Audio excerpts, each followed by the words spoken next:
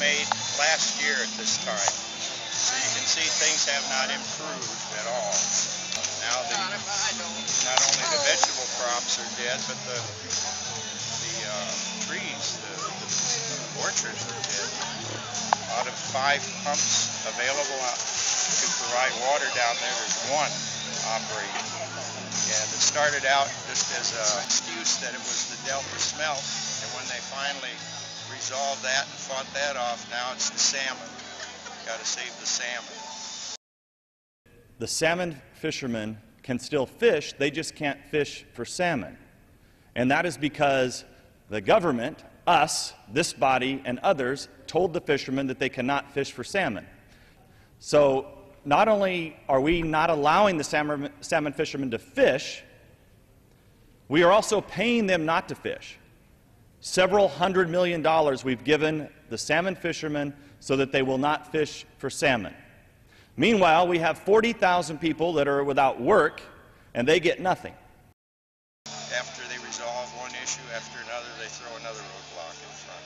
There doesn't seem to be any way to resolve the problem now. Dianne Feinstein has made an effort to get some legislation passed. That failed. There's been citizen marches from the valley up to the San Luis Reservoir, and Governor Schwarzenegger showed up. Ken Salazar showed up and made a lot of promises. Congressman Nunes put the label on this as a man-made drought. I beg to differ. Mr. Salazar, you visited this area on April 15th to tour the economic devastation, and on your visit you announced $260 million in stimulus funds, and I'll quote from your press release, to mitigate the effects of the devastating drought that California is currently experiencing, unquote. But you did take some action, and you provided Recovery Act funding, and I'd like to draw your attention to the next slide. As you can see on the monitor, the X's mark where the stimulus funds went to, and you can see that those X's are nowhere close to where the 40,000 jobs have been lost. The crisis got worse in the San Joaquin Valley, and Mr. Salazar, you returned June 28th to hold a town hall with the victims of this man-made catastrophe. You issued another $130 million in stimulus funds, and according to your testimony today, the funds were for water reuse projects with the goal to help alleviate some of the devastation in the region. You can see that this, where the X's are, that we still have no stimulus money. In full disclosure, your press release also included $20 million for small water infrastructure projects and $40 million in drought relief. They are not reflected on this map because we don't know where the money has went to. That was last year. Still no water today. Not only is it the farmers that are suffering, but all the employees that go along with the harvesting, planting, and delivering all the crops. It seems clear that he who controls food controls your life. Let us have food. Let us grow food. They're taking one of our freedoms away. The government says, salmon fishermen, you can't fish for salmon. The government also says, keep the pump shut off so the people in the San Joaquin Valley don't have any water and can't grow any crops to provide Americans food.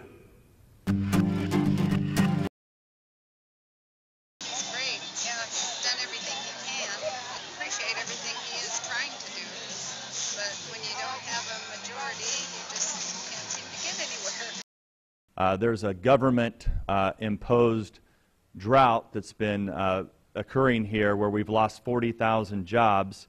This is an area the size of the state of Rhode Island. The unemployment in this area is close to 20%, with some enclaves as high as 40% or even higher. The House Subcommittee on Water and Power can make time for a hearing on water data management, while 40,000 families remain unemployed in the Central Valley of California due to the deliberate diversion of some 200 billion gallons of water by this government. But no one can question that we have it within our power to control the pumps on the Delta. To ignore their pleas continues to give the impression that this subcommittee lets the San Joaquin Valley burn, while the committee fiddles with lower priority matters like water data management. Very interesting, Mr. McClintock, and let me tell you, you're making it political.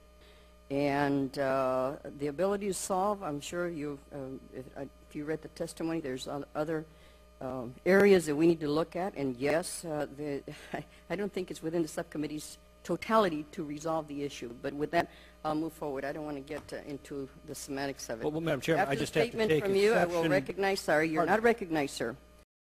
Well, I think it's at a standstill, like you said, from last year. Pacific Legal Foundation is thankfully taken this on as one of their projects, and we do what we can to support them, and it'll probably take years, but eventually it may go to the Supreme Court and resolve the issue. But it seems criminal to think that a state cannot control their own water anymore, that the federal government has a greater say-so and jurisdiction taking care of our state water than citizens and the legislature in this state does. Constitutionally, the governor has the power to turn the pumps back on, and we have the governator who just refuses to do so. We already own one of the pumps, and I mean, you know, possession is 9/10 of the law. The other one's on our property. I mean, why does Washington have any say whatsoever? That's the amazing thing. Like I said, where did we get off doing the things we're doing? We don't people stand back. Don't argue, don't say there's some people, you know, are feeling to the point where they're ready to just go up there and turn the pumps on and damn whatever laws they're breaking and everything, because it seems like they're breaking our laws doing what they're doing. Well, and the sheriff has the power to, constitutionally, has the power to tell any federal agent to get off of his property. Because technically the sheriff is the law, the highest enforcement of, you know, elected by the people of the county. So, I mean, California does have that power if they were to actually go forth and actually be bold and do it. We have spent part of our time in New Mexico. We have property there, and they've been fighting water rights in our locale for probably a century, because the local Zuni tribes basically claim that anything that falls from the sky belongs to the tribe, and the river that they would eventually fall into so presently we're on a water system there, so we just get our water from the sky. We first moved there, you could drill a well if you could afford it. They're over 1,300 feet deep, so it's not really economically feasible. Now you have to get a permit if they'll issue it to you, and you're limited about the amount of water you can draw out of your well. It's pretty obvious that as the years have gone by, the restrictions are becoming more stringent, and to the point where, like you're saying, the water that's underground won't be yours either, regardless of how much property you own. Is it more important that the smelt live, or that thousands upon thousands of people have water? Well, plus they've already debunked the smelt issue, because they're not an endangered species. They're bait fish. Whether they survive is immaterial. I did hear Whitman say that if you were elected, you should turn the pumps on.